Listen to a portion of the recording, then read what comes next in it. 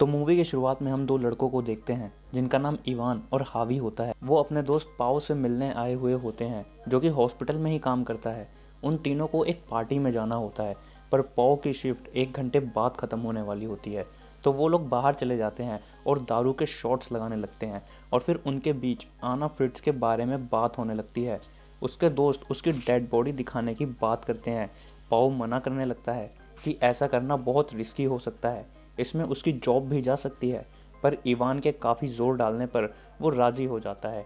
वो काफ़ी खूबसूरत एक्ट्रेस थी, इसलिए इवान उसे देखना चाहता था। तो हावी भी इनके साथ चलने को मान जाता है। अब पाओ अपनी जॉब को रिस्क में रखकर वो उन दोनों को मुर्दा घर ले जाता है और वहाँ एक लाश के सामने खड़ा हो जाता है। जब वो उसका कवर हटाता है तो वो लोग डर जाते हैं क्योंकि वो आना की लाश नहीं बल्कि एक बूढ़ी औरत की लाश थी। पाओ उन दोनों से मज़े ले रहा होता है और फाइनली वो आना की लाश पर जाता है और उसका कवर हटा देता है। वो काफ़ी खूबसूरत होती है जिसे देखकर रिवान की नीयत ख़राब होने लगती है। वो कवर को थोड़ा और नीचे कर देता है और फिर उसके चेस्ट को टच करने लगता है। हावी को यह देखकर काफ़ी अजीब लगता है क्योंकि एक लाश के साथ ऐसा करना कोई अच्छी बात तो नहीं थी। पर इवान हावी को भी उसकी चेस्ट छूने को कन्विंस कर लेता है। इवान के अंदर का शैतान जागने लगता है और अब उसे आना की डेड बॉडी के साथ सेक्स करने की इच्छा होने लगती है। हावी उसके बाद से एग्री नहीं करता पर पाओ बताता है कि उसने पहले भी एक डेड बॉडी के साथ सेक्स किया है। वो 18 साल की थी। इवान कहता है कि हमें ऐसा मौका कहाँ मिलेगा कि किसी फेमस इंसान के साथ सेक्स करने मिले।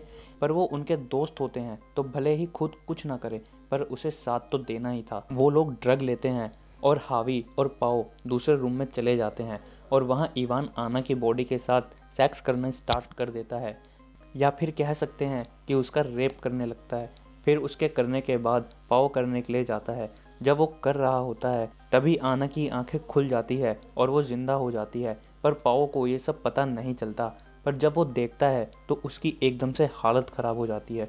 उसकी चीख सुनकर हावी और इवान उसके पास आते हैं। पाओ उनको बताता है कि आना जिंदा हो गई है।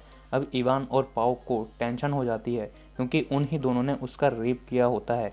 तो वो कहीं पुलिस को ना बता दे, इसलिए वो उसको मारने का प्लान बनाने लगते हैं और हावी उसको जाकर कपड़े पहना देता है।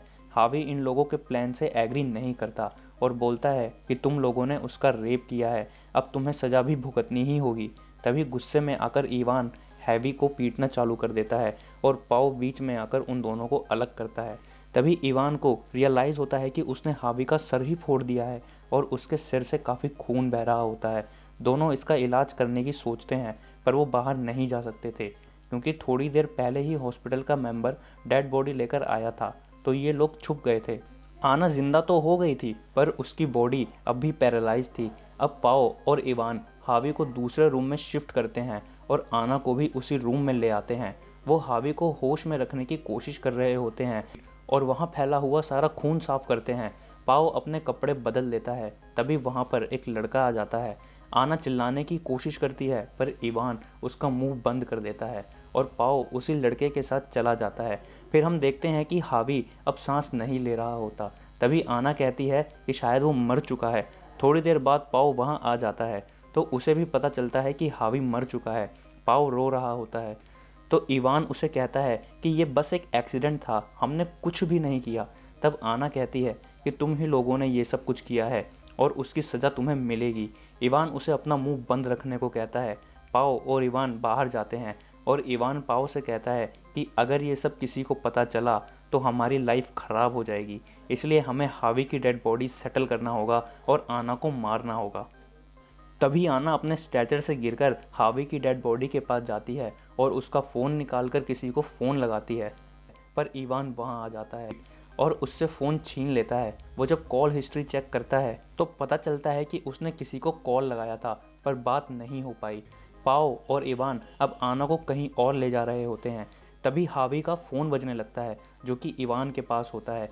जैसे ही वो कॉल उठाता है तो आना फादर हेल्प चिल्लाने लगती है पर तभी पाओ उसका मुंह बंद कर देता है। जब उस टाइम आना ने फ़ोन लिया था तो उसने अपने फादर को कॉल मिलाया था पर इवान उनसे कह देता है कि वो रॉन्ग नंबर है और शायद गलती से कॉल मिल गई थी। इवान फिर आना को ज़ोर का थप्पड़ मारता है और कहता है कि तुम कुछ टाइम पहले लाश ही थी, अब फिर से लाश बनने वाली हो। इतना कहकर वो बाहर कंटेनर लेने जाता है ताकि हैवी की लाश को ठिकाने लगा सके और पाओ आना के हाथ पांव बांधने लगता है। तभी आना उससे कहती है कि तुम्हें इवान की बात मानने की ज़रूरत नहीं है, उसी ने ही हैवी का खून किया है और वो एक नंबर का झूठा आदमी है। बट पाओ उसकी बात को नहीं मानता। तब आना बताती है कि जब तुम उस टाइम उस लड़के के साथ चले गए थे तब इवान ने ही हावी को गला घोंटकर उसे मार डाला था। पाओ थोड़ा सोचता है पर वो फिर आना के मुंह पर टेप लगाकर चला जाता है। वो हावी की लाश को साफ कर रहा होता है। तभी आना उस बात का फ़ायदा उठाकर रेंगते हुए वहाँ से निकल जाती है। उसके बाद जब इवान कंटेनर लेकर आता है तो पाओ को बताता है कि आना वहाँ से गायब है। वो दोनों आना को ढूंढने लगते हैं। आना वहाँ से रेंगते हुए एलिवेटर के अंदर आ जाती है और वहाँ से निकलने लगती है, पर तभी इवान वहाँ आकर एलिवेटर का दरवाज़ा बंद होने से रोक लेता है और आना को घसीटते हुए वापस लेकर जाता है। पाओ इवान से पूछने लगता है कि क्या तुमने हावी को मारा था। वो कहता है कि हाँ, वो तो एक एक्सीडेंट था। पर पाओ उससे पूछता है कि तुमने उसका गला दबाकर उसे मारा था। इवान थोड़ा हिचकिचाता है और पाओ से कहता है कि तुम आना की बातों पर यकीन करना बंद करो। वो दोनों सोचने लगते हैं कि आना को कैसे मारा जाए कि सबूत भी ना मिले, तो उसे सांस रोककर मारने का प्लान करते हैं। तो पाओ एक कपड़ा लेकर इवान को देता है और उसे मारने को कहता है, पर इवान उसे कपड़ा वापस दे देता है यह कहकर कि तुम उसे मारोगे। पर पाओ कहता है कि तुमने हावी को मारा था, इसलिए इसे भी तुम मारो।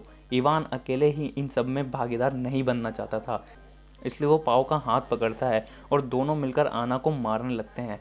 ऐसा करने पर आना का टॉयलेट निकल जाता है, पर वो कपड़ा नहीं हटाते। इसके बाद उसकी फिर से मौत हो जाती है और उसके बाद हावी की डेड बॉडी कंटेनर में डालकर इवान उसे लेकर चला जाता है और यहाँ पाओ आना को क्लीन करके कवर करके जाने लगता है। पाओ वहाँ से जब जाने लगता है तो वो आखिरी बार आना का कवर हटाता है, तब आना जिंदा होती है। तब हमें एक फ्लैशबैक दिखाया जाता है जहाँ जब आना और पाओ बातें कर रहे होते हैं तब आना ने उसे कन्विंस कर लिया होता है कि वो गलत नहीं है, जो भी किया है सब इवान ने किया है। तब जब वो उसे मार रहे होते हैं तो वो पहले से ही सांस रोककर मरने की एक्टिंग करने लगती है और वो एक्ट्रेस थी तो मरने का रोल काफ़ी अच्छे तरीके से निभा रही थी। तभी वहाँ पर इवान आ जाता है और वो दोनों वहाँ से जाने लगते हैं। तब इवान देखता है कि उसके पर्स में उसका आईडी कार्ड नहीं है, तो वो वापस से मुर्दा घर में जाने लगता है। पर पाओ उसे जाने से रोकता है, पर वो रुकता नहीं और जैसे ही अंदर जाता है तो उसे आना जिंदा दिखाई देती है।